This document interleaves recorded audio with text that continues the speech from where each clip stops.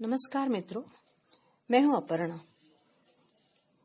आज मैं आपके लिए लेकर आई हूं मुंशी प्रेमचंद की लिखी एक और कहानी, जिसका शीर्षक है विमाता। तो आइए सुनते हैं कहानी विमाता। स्त्री की मृत्यु के 3 ही मास बाद पुनर्विवाह करना मृतात्मा के साथ ऐसा अन्याय है और उसकी आत्मा पर ऐसा आघात है जो कदापि क्षम्य नहीं हो सकता। मैं यह कहूंगा कि उस स्वर्गवासिनी की मुझसे अंतिम प्रेरणा थी और न मेरा। शायद यह कथन ही मान्य समझा जाएगा कि हमारे छोटे बालक के लिए माँ की उपस्थिति परमावश्यक थी। परंतु इस विषय में मेरी आत्मा निर्मल है और मैं आशा करता हूँ कि स्वर्गलोक में मेरे इस कार्य की निर्दय आलोचना नहीं की जाएगी। सारांश यही है कि मैंने विवाह किया और यद्यपि एक नवविवाहिता वधू को मातृत्व उपदेश बेसुरा राग था, पर मैंने पहले ही दिन अम्बा से कह दिया था कि मैंने तुमसे केवल इस अभिप्राय से विवाह किया है कि तुम मेरे भोले बालक की माँ बनो और उसके हृदय से उसकी माँ की मृत्यु का शोक भुला दो। 2 मास व्यतीत हो गए। मैं संध्या समय मुन्नू को साथ लेकर वायु सेवन को जाया करता था। लौटते समय कतिपय मित्रों से भेंट भी कर लिया करता था। उन संगतों में मन्नू श्यामा की भांति चमकता चहकता। वास्तव में इन संगतों से मेरा अभिप्राय मनोविनोद नहीं, बल्कि मुन्नू के असाधारण बुद्धि चमत्कार को प्रदर्शित करना हुआ करता था। मेरे मित्रगण जब मन्नू को प्यार करते और उसकी विलक्षण बुद्धि की सराहना करते, तो मेरा हृदय बल्लियों उछलने लगता था। एक दिन मैं मन्नू के साथ बाबू ज्वाला सिंह के घर बैठा हुआ था। ये मेरे परम मित्र थे। मुझ में और उनमें कुछ भेदभाव न था। इसका अर्थ यह नहीं कि हम अपनी पारिवारिक कलहादि और अपनी आर्थिक कठिनाइयों का बयान किया करते थे। नहीं, हम इन मुलाकातों में भी अपनी प्रतिष्ठा की रक्षा करते थे और अपनी दुर्वस्था का जिक्र कभी कभार ही हमारी जबान पर आता था। अपनी कालिमाओं को सदैव छिपाते थे। एकता में भी भेद था और घनिष्ठता में भी अंतर। अचानक बाबू ज्वाला सिंह ने मुन्नू से पूछा, क्यों, तुम्हारी अम्मा तुम्हें बहुत प्यार करती है ना मुन्नू? मैंने मुस्कुराकर मुन्नू की ओर देखा। उसके उत्तर के विषय में मुझे कोई संदेह न था। मैं भली भांति जानता था कि अम्मा उसे बहुत प्यार करती है। परंतु मेरे आश्चर्य का ठिकाना न रहा जब मुन्नू ने इस प्रश्न का उत्तर मुख से न देकर नेत्रों से दिया। उसके नेत्रों से आंसू की बूंदें टपकने लगी। मैं लज्जा से गड़ गया। इस अश्रुजल ने अम्बा के उस सुंदर चित्र को नष्ट भ्रष्ट कर दिया जो गत 2 मास से मैंने हृदय में अंकित कर रखा था। ज्वाला सिंह ने कुछ संशय की दृष्टि से देखा और फिर से मुन्नू से पूछा, क्यों, रोते क्यों हो बेटा? मुन्नू बोला, रोता नहीं हूँ, आंखों में धुआं लग रहा था। ज्वाला सिंह का विमाता की ममता पर संदेह करना स्वाभाविक बात थी, परंतु वास्तव में मुझे भी संदेह हो गया। अम्बा सहृदयता और स्नेह की वह देवी नहीं है जिसकी सराहना करते मेरी जिह्वा न थकती थी। वहां से उठा तो मेरा हृदय भरा हुआ था और लज्जा से माथा न उठता था। मैं घर की ओर चला तो मन में विचार करने लगा कि किस प्रकार अपने क्रोध को प्रकट करूं। क्यों न मुंह ढांककर सो जाऊं। अम्बा जब कुछ पूछेगी तो कठोरता से कह दूंगा कि सिर में पीड़ा है, मुझे तंग मत करो। भोजन के लिए उठाएगी तो झिड़क दूंगा। अम्बा अवश्य समझ जाएगी कि कोई बात मेरी इच्छा के प्रतिकूल अवश्य हुई है, तो मेरे पांव पकड़ने लगेगी। उस समय अपनी व्यंग्यपूर्ण बातों से उसका हृदय भेद दूंगा। ऐसा रुलाऊंगा कि वह भी याद करे। पुनः याद आया कि उसका हंसमुख चेहरा देखकर मैं अपने हृदय को वश में रख सकूंगा या नहीं। उसकी एक प्रेम पूर्ण दृष्टि, एक मीठी बात, एक रसीली चुटकी मेरी शिला तुल्य रुष्टता के टुकड़े टुकड़े नहीं कर देगी। परंतु हृदय की इस निर्बलता पर मेरा मन झुंझला उठा। यह मेरी क्या दशा है? क्यों इतनी जल्दी मेरे चित्त की काया पलट गई? इस विचार से हृदय में कुछ दृढ़ता आई। तिस पर भी क्रोध की लगाम पग पग पर ढीली होती जाती थी। अंत में मैंने हृदय को बहुत दबाया और बनावटी क्रोध का भाव धारण किया। ठान लिया कि चलते ही चलते एकदम से बरस पड़ूंगा। ऐसा न हो कि विलंब रूपी वायु इस क्रोध रूपी मेघ को उड़ा ले जाए। परंतु जो ही घर पहुंचा, अम्बा ने दौड़कर मुन्नू को गोदी में ले लिया और प्यार से सने हुए कोमल स्वर में बोली, आज तुम इतनी देर तक कहाँ घूमते रहे? चलो देखो, मैंने तुम्हारे लिए कैसी अच्छी अच्छी फुलौड़ियां बनाई हैं। मेरा कृत्रिम क्रोध एक क्षण में ही उड़ गया। मैंने विचार किया, इस देवी पर क्रोध करना भारी अत्याचार है। मुन्नू तो अबोध बालक है, संभव है कि वह अपनी माँ का स्मरण कर रो पड़ा हो। अम्बा इसके लिए दोषी नहीं ठहराई जा सकती। मैंने अम्बा को न तो कोई व्यंग्यपूर्ण बात ही कही और न क्रोधित हो मुख ढाक कर सोया ही, बल्कि अत्यंत कोमल स्वर में बोला, मुन्नू ने तो आज मुझे बड़ा लज्जित कर दिया।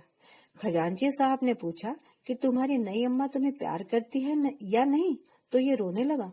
मैं तो लज्जा से गड़ गया। मुझे तो स्वप्न में भी यह विचार नहीं हो सकता कि तुमने इससे कुछ कहा हो गया। ये बातें कितनी कोमल थी। फिर भी अम्बा का विकसित मुखमंडल कुछ मुरझा सा गया। वह सजल नेत्र होकर बोली, इस बात का विचार तो मैंने यथासाध्य पहले ही दिन से कर रखा था, परंतु यह असंभव है कि मैं मुन्नू के हृदय से माँ का शोक मिटा दूं। मैं चाहे अपना सर्वस्व अर्पण कर रही हूँ, परंतु मेरे नाम पर जो सौतेलेपन की कालीमा लगी हुई है, वह कदापि नहीं मिट सकती। मुझे भय था कि इस वार्तालाप का परिणाम कहीं विपरीत न हो, परंतु दूसरे दिन मुझे अम्बा के व्यवहार में बहुत अंतर दिखाई देने लगा। मैं उसे प्रातः सायंकाल पर्यंत मुन्नू की ही सेवा में लगी हुई देखता, यहाँ तक कि उस धुन में उसे मेरी भी चिंता न रहती थी। परंतु मैं कोई ऐसा त्यागी न था कि अपने आराम को मुन्नू पर अर्पण कर देता। कभी कभी मुझे अम्बा की यह अश्रद्धा न भाती, परंतु मैं कभी भूल कर भी इसकी चर्चा न करता। एक दिन मैं अनियमित रूप से दफ्तर से कुछ पहले ही आ गया। क्या देखता हूँ कि मुन्नू द्वार पर भीतर की ओर मुख किए खड़ा हुआ है। मुझे इस समय आंख मिचौनी खेलने की सूझी। मैंने दबे पांव पीछे से जाकर उसके नेत्र मूंद लिए, पर शोक, उसके दोनों गाल अश्रुपूरित थे। मैंने तुरंत दोनों हाथ हटा लिए। ऐसा प्रतीत हुआ मानो सर्प ने डस लिया हो। हृदय पर एक बड़ी चोट लगी। मुन्नू को गोद में लेकर बोला, मुन्नू क्यों रोते हो? यह कहते कहते मेरे नेत्र भी सजल हो आए। मुन्नू आंसू पीकर बोला, जी नहीं, रोता नहीं हूँ। मैंने उसे हृदय से लगा लिया और कहा, अम्मा ने कुछ कहा तो नहीं? मुन्नू ने सिसकते हुए कहा, जी नहीं, वह तो बहुत प्यार करती है। मुझे विश्वास न हुआ। पूछा, वह प्यार करती है तो तुम रोते क्यों हो? उस दिन खजांची के घर भी तुम रोए थे। तुम मुझसे कुछ छिपा रहे हो। कदाचित तुम्हारी अम्मा अवश्य तुमसे कुछ क्रुद्ध हुई है।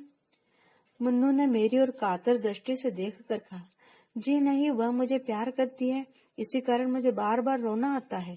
मेरी अम्मा मुझे अत्यंत प्यार करती थी, वह मुझे छोड़कर चली गई। नई अम्मा भी मुझसे उससे भी अधिक प्यार करती है, इसीलिए मुझे भय लगता है कि उनकी तरह यह भी मुझे कहीं छोड़कर न चली जाए। यह कहकर मुन्नू पुनः फूट फूट कर रो पड़ा। मुझे भी रोना आ गया। अम्बा के इस स्नेहमय व्यवहार ने मुन्नू के सुकोमल हृदय पर कैसा आघात किया था। थोड़ी देर तक मैं स्तिमित रह गया। किसी कवि की यह वाणी स्मरण आ गई कि पवित्र आत्माएं इस संसार में चिरकाल तक नहीं ठहरती। कहीं भावी ही इस बालक की जिह्वा से तो यह शब्द नहीं कहला रही है। ईश्वर न करे कि वह अशुभ दिन देखना पड़े। परंतु मैंने तर्क द्वारा इस शंका को दिल से निकाल दिया। समझा कि माता की मृत्यु ने प्रेम और वियोग में एक मानसिक संबंध उत्पन्न कर दिया और कोई बात नहीं है। मुन्नू को गोद में लिए हुए अम्बा के पास गया और मुस्कुरा कर बोला, इनसे पूछो क्यों रो रहे हैं। अम्बा चौंक पड़ी। उसके मुख की कांति मलिन हो गई। बोली, तुम्हें पूछो। मैंने कहा, यह इसलिए रोते हैं कि तुम इन्हें अत्यंत प्यार करती हो और इनको भय है कि तुम भी इनकी माता की तरह इन्हें छोड़कर ना चली जाओ। जिस प्रकार गर्द साफ हो जाने से दर्पण चमक उठता है, उसी भांति अम्बा का मुखमंडल पुनः प्रकाशित हो गया। उसने मुन्नू को मेरी गोद से छीन लिया और कदाचित यह प्रथम अवसर था कि उसने ममतापूर्ण स्नेह से मुन्नू के पांव का चुम्बन कर लिया। शोक, महाशोक। मैं क्या जानता था कि मुन्नू की अशुभ कल्पना इतनी शीघ्र पूर्ण हो जाएगी। कदाचित उसके बाल दृष्टि ने होनहार को देख लिया था। कदाचित उसके बाल श्रवण मृत्यु दूते के विकराल शब्दों से परिचित थे।